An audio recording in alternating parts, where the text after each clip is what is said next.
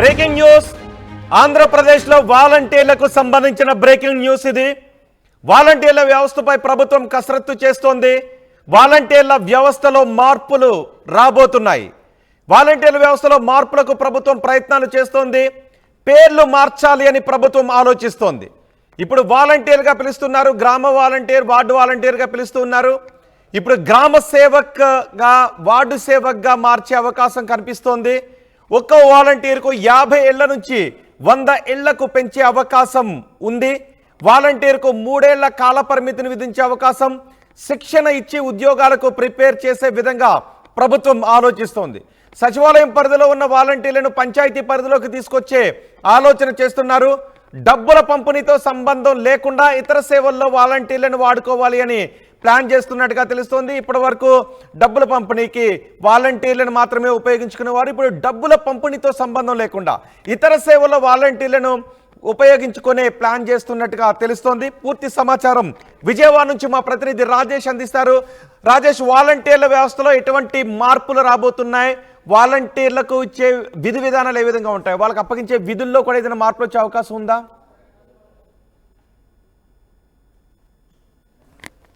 ప్రభుత్వం చేయడానికి కసరత్తు అయితే చేస్తుంది. ఎన్నికల ముందు చంద్రబాబు నాయుడు చాలా స్పష్టంగా హామీ ఇచ్చారు. వాలంటీర్ని తీయము, కొనసాగిస్తాము, 5,000 నుంచి 10,000 కూడా చేస్తామని చెప్పారు. కాబట్టి దానికి అనుగుణంగా వాలంటీర్ని ఉపయోగించుకోవాలని రాష్ట్ర ప్రభుత్వం భావిస్తున్నట్టు తెలుస్తుంది. అయితే గత 5 ఏళ్ల కాలంగా ఉపయోగించినట్టు కాకుండా కొత్త విధానంలో వాలంటీర్లను ఉపయోగించుకోవాలని రాష్ట్ర ప్రభుత్వం కసరత్తు చేస్తుంది. వాటి పేర్లు కూడా మార్చాలని ఆలోచనలో రాష్ట్ర ప్రభుత్వం ఉన్నట్టు తెలుస్తుంది. ఇప్పటివరకు గ్రామ వాలంటీర్లు, వార్డు వాలంటీర్లు, అంటే పట్టణాల్లో వార్డు వాలంటీర్లు, గ్రామ పరిధిలో గ్రామాల్లో గ్రామ వాలంటీర్లు ఉంటారు. కానీ ఇప్పుడు వాళ్ళ పేర్లు గ్రామ సేవకు, వార్డు సేవకుగా మార్చి వాళ్ళ విధులను కూడా వేరే విధంగా వాడుకోవాలని రాష్ట్ర ప్రభుత్వం భావిస్తుంది.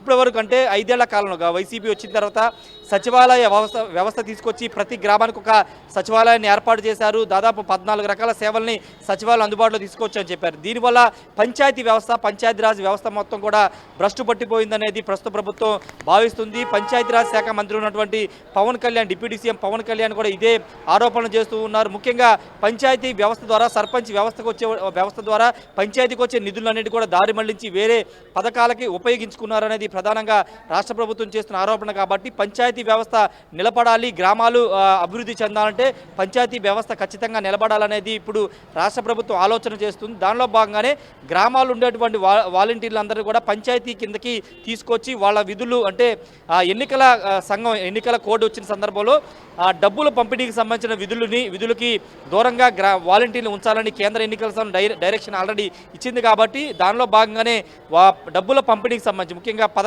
పథకాలతో పాటు డైరెక్ట్ బెనిఫిషియరీ అనేది సంబంధించిన డబ్బుల పంపిణీకి సంబంధించిన అంశంలో వాలంటీర్లు దూరంగా పెట్టి ఇతర సేవలకి వాళ్ళని ఉపయోగించుకోవాలని రాష్ట్ర ప్రభుత్వం భావిస్తుంది. దానిలో భాగంగానే ఇప్పటివరకు ఒక క్లస్టర్కి 50 మంది, ఒక 50 కుటుంబాలని ఉంచే విధంగా ఒక వాలంటీర్ని కేటాయించారు ఇప్పటివరకు. కానీ ఇప్పుడు ఆ క్లస్టర్ సంఖ్య 100 వరకు పెంచి 100 మందికి ఒక వాలంటీర్ని నియమించాలని రాష్ట్ర ప్రభుత్వం భావిస్తుంది. అయితే దీనిపైన ఇంకా నిర్ణయం తీసుకోవాల్సి ఉంది, ఇంకా కసరత్తు చేస్తూ ఉంది. ఎందుకంటే ఇప్పటికే దాదాపు 4 లక్షల పైగా వాలంటీర్లు ఉన్నారు.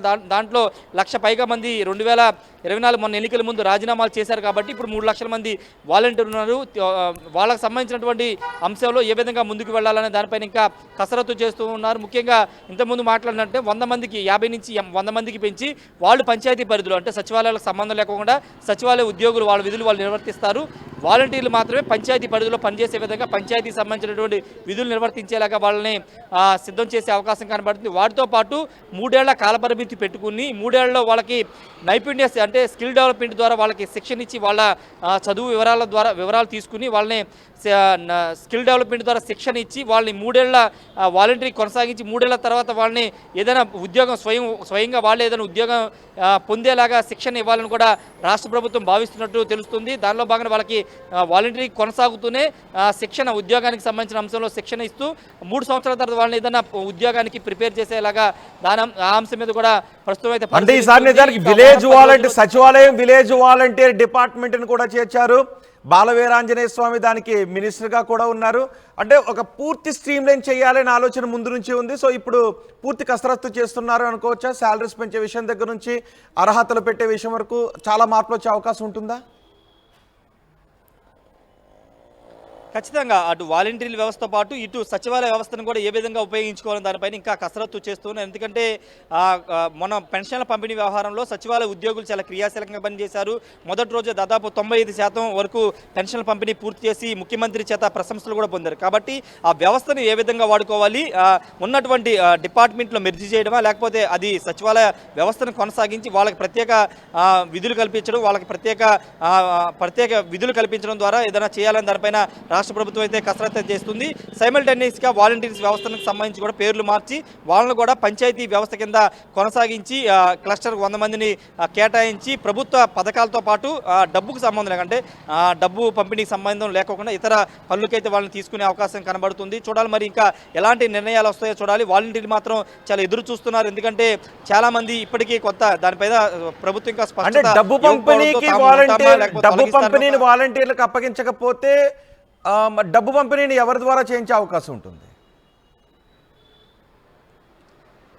పెన్షన్ పంపిణీ ఆల్రెడీ సచివాలయ ఉద్యోగులు 1వ తారీఖున చేశారు కాబట్టి అలాంటి డీబీటీ అంటే డైరెక్ట్ బెనిఫిషియరీ సంబంధించినటువంటి డీబీటీ పథకాలకు సంబంధించినటువంటి అంశంలో సచివాలయ సిబ్బందిని ఉపయోగించుకునే అవకాశం కనబడుతుంది. ఎందుకంటే వాళ్ళు అథారిటీ ఉంది, వాళ్ళు ఆల్రెడీ పర్మనెంట్ అయిపోయారు, ప్రభుత్వంలో భాగస్వామ్యంగా ఉద్యోగులు ఉన్నారు కాబట్టి వాళ్ళ ద్వారా చేయడం ద్వారా ప్రభుత్వమే వాళ్ళకి నేరుగా లబ్ధిదారులకి పంపిణీ చేస్తున్నట్టుగా తెలుస్తుంది. కానీ ఇక్కడ వాలంటీర్లు ఎక్కడ కూడా ప్రభుత్వంతో సంబంధం లేదు, కేవలం వాళ్ళు సేవకులుగా మాత్రమే అని గత ప్రభుత్వం చెప్పింది.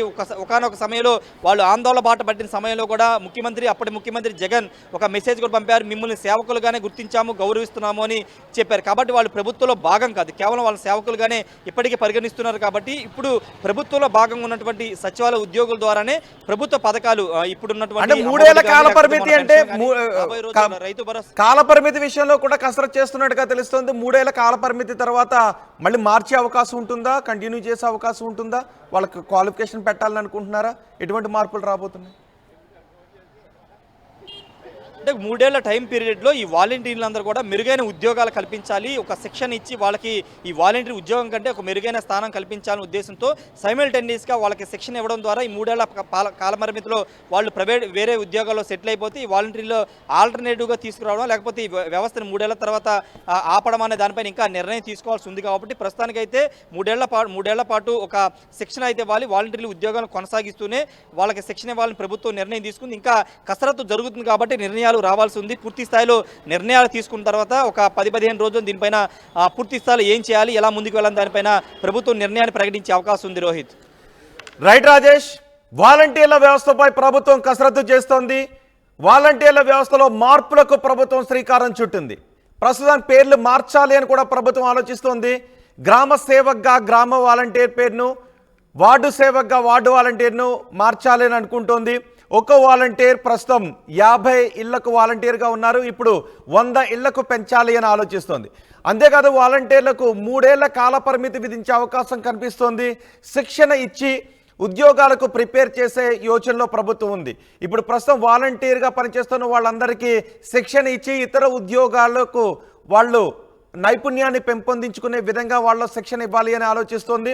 సచివాలయం పరిధిలో ఉన్న వాలంటీర్లను పంచాయతీ పరిధిలోకి తీసుకొచ్చే ఆలోచన చేస్తోంది. డబ్బుల పంపిణీతో సంబంధం లేకుండా ఇతర సేవల్లో వాలంటీర్లను ఉపయోగించుకోవాలి అని ప్రభుత్వం ఆలోచిస్తోంది.